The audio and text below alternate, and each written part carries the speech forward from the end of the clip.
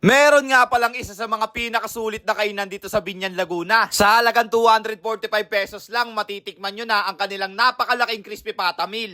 Eto na yung kuya, no? 245 pesos. Bawat isang po ba yan? Tapos may rice na to. Yun, no?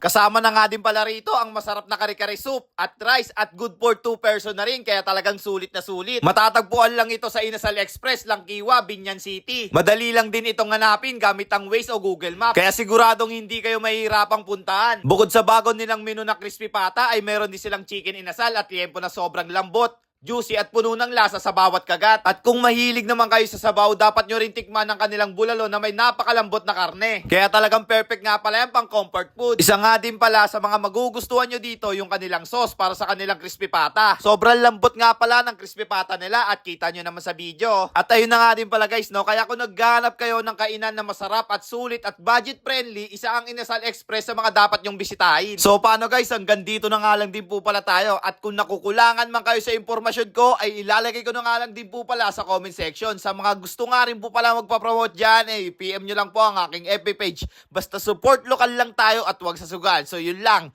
Peace. So again, this is Sajak TV. Take care for Sunshine, take care for Rain, take care for Joy.